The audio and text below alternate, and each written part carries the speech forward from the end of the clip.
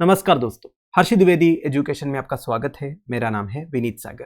केरला का second largest district है Idukki. Western Ghats में कार्डमम हिल्स के आसपास पड़ने वाला इडुक्की एक हाई रेंज एरिया है और इडुक्की अपनी नेचुरल ब्यूटी के लिए काफी फेमस है दोस्तों। पहाड़, नदियां, घाटियां सब आपको देखने को मिलेगा इडुक्की में। और इडुक्की में स्पाइसेस का भी कल्टीवेशन होता है, इसलिए केरला का स्पाइस गार्डन भी कहते हैं इडुक्की को। केरला के दो important rivers, one is Periyar, second is Pamba, दोनों इडुक्की डिस्ट्रिक्ट से ओरिजिनेट होता है। इसी वजह से आपको इडुक्की में काफी सारे हाइड्रो इलेक्ट्रिक प्रोजेक्ट्स देखने को मिलेगा, बड़े और छोटे। इनफैक्ट एशिया का one of the largest arch dam Idukki में लोकेटेड है, काफी बार न्यूज में आया है दोस्तों। केरला का जो पावर रिक्वायरमेंट्स है ना, उसका करीब 60% इडुक्की डिस्ट्रिक्ट से ही कैटर होता है।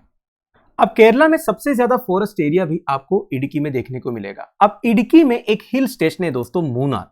मूनार के बारे में तो आप में से कई लोग सुना होगा, one of the favourite tourism destination है, हाई आल्टीट्यूड एरिया है, कश्मीर ऑफ साउथ इंडिया भी कहते हैं मूनार। अब भले ही मूनार जैसे एक area one of the favourite tourism destination है या फिर हनीमून डेस्टिनेशन है, फॉरेस्ट एरिया होने की वजह से इधर हमेशा ह्यूमन एनिमल कॉन्फ्लिक्ट्स होते रहते हैं। बेसिकली फॉरेस्ट एरिया में से रेजिडेंशियल एरिया में जानवर घुस जाते हैं। कभी कभी खतरनाक इवेंट्स भी हुआ है दोस्तों, जैसे कि काफी सारे लोगों का डेथ हुआ है, ठीक है। और इसमें सबसे खतरनाक होता है ह्यूमन एलिफेंट कॉन्फ्लिक्ट जो है। तो ह्यूमन एलिफेंट कॉन्फ्लिक्ट का लेटेस्ट एग्जांपल निकल के आ रहा है दोस्तों मूनार से। अब मूनार के जो लोकल रेजिडेंट्स है ना, उधर के जो खतरनाक जानवर है उन्हें नाम भी दे देते हैं। बेसिकली जो हाथियां होते हैं उन्हें वो नाम देते हैं। अब एक हाथी है जिसका नाम है अरिकोम्पन, ये परेशान कर रहा है दोस्तों मूनार के रेजिडेंट्स को। अब आप पूछोगे अरिकोम्पन कैसा नाम है? देखिए, अरिकोम्पन एक मलयालम वर्ड है। अरि का मतलब होता है राइस, चावल। कोम्पन का मतलब होता है टस्कर। देखिए, हाथियों का टस्क है ना, टस्क को मलयालम में कोम्ब बोलते हैं, तो जिसका टस्क है वो कोम्बन हो गया। तो अरिकोम्बन मतलब क्या है? वो टस्कर जिसको चावल पसंद है। तो ये अरिकोम्बन करता क्या है, कैसे परेशान कर रहा है उधर के लोगों को? सबसे पहले आपको समझना है दोस्तों, ये जो अरिकोम्बन है ये मेल एलिफेंट है और ये अकेला घूमता है। आपने शायद सुना होगा, जो मेल एलिफेंट अकेला घूमता है ना, वो सबसे खतरनाक होता है। नॉर्मली क्या होता है, एलिफेंट्स जो है ग्रुप्स में रहते हैं, है कि नहीं? पर जो मेल एलिफेंट अकेला घूमता है, अकेला रहना पसंद करता है, वो सबसे खतरनाक होता है, वो हमें अटैक कर सकता है। तो ये जो अरिकोम्बन है, जिसे चावल पसंद है, वो लोकल एरियाज में घुस रहा है दोस्तों, शॉप्स को तोड़ रहा है। उधर जितने चावल रखा रहता है बेचने के लिए, वो सब खा लेते हैं। और मूनार में बहुत सारे टी गार्डन्स है, उधर घुस जाते हैं, उसे भी खराब कर लेते हैं। और काफी सारे बिल्डिंग्स को ऑलरेडी तोड़ दिया है और करीब 10 लोगों का डेथ भी हुआ है दोस्तों अरिकोम्बन की वजह से। इसलिए मूनार के जो लोकल रेजिडेंट्स हैं वो अरिकोम्बन से काफी परेशान हैं। तो अरिकोम्बन से परेशान जो लोकल रेजिडेंट्स हैं, उन्होंने डिमांड किया अरिकोम्बन को कैप्चर करना पड़ेगा करके और उसे कैप्टिविटी में रखना पड़ेगा। देखिए, काफी सारे एनिमल्स ऐसे हैं जिन्हें हम कैप्टिविटी में रखते हैं जीवन भर, और एलिफेंट्स को हमेशा कैप्टिविटी में रखा जाता है क्योंकि एलिफेंट से काफी सारे एडवांटेजेस है ह्यूमंस को। एक तो देखिए, इन्हें ट्रेन करेंगे तो दूसरे एलिफेंट्स को पकड़ने में काम आएगा। जैसे कि आपने कुम्की एलिफेंट्स के बारे में सुना होगा। कुम्की एलिफेंट्स क्या करते हैं, दूसरे एलिफेंट्स को पकड़ने में ह्यूमंस का मदद करते हैं, इसी लायक कुम्की एलिफेंट्स को ट्रेन करते हैं, ठीक है। और केरला में एलिफेंट्स बहुत है, केरला, कर्नाटका जैसे स्टेट्स में। अब केरला में हर एक डिस्ट्रिक्ट में अगर आप देखोगे डाटा, तो टोटल करीब 500 के आसपास एलिफेंट्स कैप्टिविटी में है। तो इसलिए कि अरिकोम्बन लोगों को परेशान कर रहा है, इसलिए इसे कैप्चर करके कैप्टिविटी में रखो, ये लोकल्स का डिमांड है। अब अरिकोम्बन जैसा एक हाथी को कैप्चर करना कोई आसान काम थोड़ी ना है। इसके लिए क्या करना पड़ेगा, ट्रैंक्विलाइजर शॉट लगाना पड़ेगा। आपने शायद देखा होगा, जो फॉरेस्ट ऑफिसर्स रहते हैं वो क्या करते हैं, सबसे पहले एक ट्रैंक्विलाइजर सिरिंज में भरते हैं, बेसिकली एक डार्ट में भरते हैं, इसे गन में लगा के फायर करते हैं। थोड़ी देर बाद हाथी जो है बेहोश हो जाते हैं, फिर क्रेन से हाथी को उठा के कोई ट्रक में रखकर उसे ट्रांसपोर्ट कर देते हैं। अब हमारे देश में कोई भी जानवर को अगर ट्रैंक्विलाइजर शॉट मारना है, इसके लिए काफी सारे अप्रूवल लेना पड़ता है, डिस्ट्रिक्ट कलेक्टर से लेके चीफ लाइफ वार्डन तक।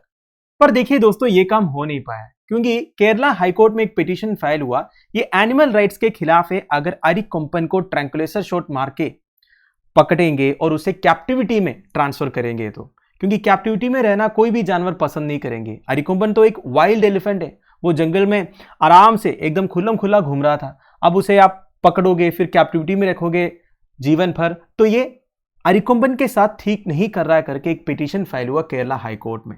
पर केरला हाईकोर्ट अरिकोम्बन को कैप्चर करने के खिलाफ है। हाईकोर्ट का कहना यह है, आज आप अरिकोम्बन को पकड़ोगे, कल कोई और हाथी आएगा, ऐसे कितने हाथियों को आप पकड़ोगे? हमारे जो ह्यूमन सेटलमेंट्स है वो फॉरेस्ट की ओर जा रहा है, आप फॉरेस्ट एरिया को डिस्टर्ब कर रहे हो, इसलिए जो जानवर है वो हमारा रेसिडेंशियल एरियाज में आ रहा है। तो ये कोई परमानेंट सॉल्यूशन नहीं है। ऊपर से article 51A clause G of our constitution which is a fundamental duty ये कहता है कि हमें लिविंग क्रीचर्स की तरफ कंपैशन होना चाहिए। तो अगर आप एक वाइल्ड एलिफेंट को पकड़ के जीवन भर कैप्टिविटी में डालोगे, ये आप ठीक नहीं कर रहा है। वैसे केरला हाईकोर्ट ने एक एक्सपर्ट कमेटी भी कॉन्स्टिट्यूट किया है इस बारे में स्टडी करने के लिए क्या किया जाए, एक इफेक्टिव सॉल्यूशन क्या होगा। पर देखिए दोस्तों, मूनार के जो लोकल रेजिडेंट्स है वो काफी परेशान है। वो बेचारा क्या करें?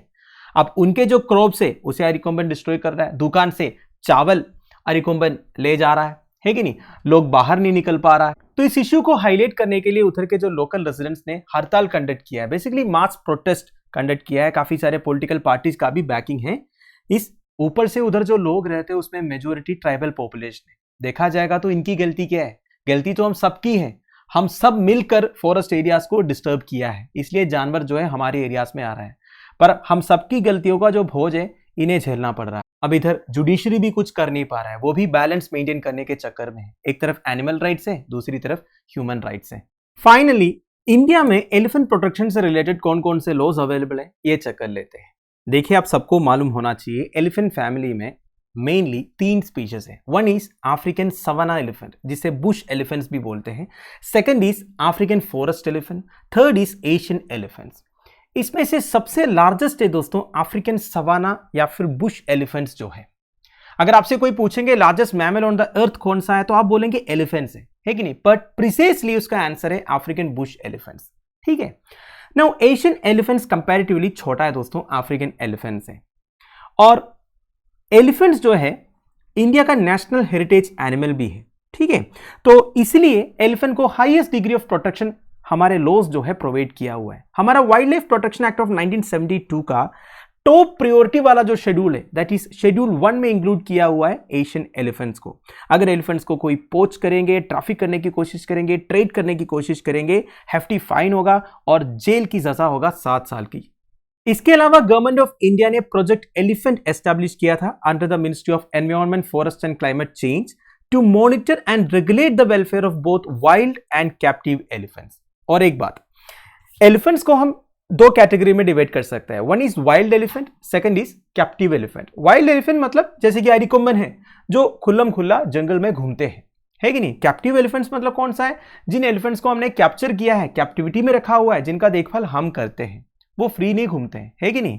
तो दोनों का वेलफेयर मॉनिटर करने के लिए, रेगुलेट करने के लिए गवर्नमेंट ऑफ इंडिया ने under the ministry of environment, forest and climate change project elephant launch किया था 1992 में। तो दोस्तों दैट्स इट। अब इस पर्टिकुलर सिचुएशन की बात करें, इधर एक एथिक्स का सवाल भी बन सकता है। बेसिकली केरला जुडिशरी के सामने जो पहेली क्रिएट हुआ है, एक तरफ लोग परेशान हैं, लोग मर रहे हैं, उनकी लाइवलीहुड का सवाल है, दूसरी तरफ ये बेचारे एलिफेंट की जिंदगी का सवाल है। कल की डेट में उन्हें कैप्टिविटी में छोड़ा जाएगा, फिर उनके जीवन भर वो कैप्टिविटी में ही रहेंगे, ये भी हम ठीक नहीं कर रहे हैं। अगर आपके पास अथॉरिटी होता तो आप इस सिचुएशन को कैसे हैंडल करते, आप मुझे कमेंट बॉक्स में बताइए। Thank you for watching, bye bye, have a nice day.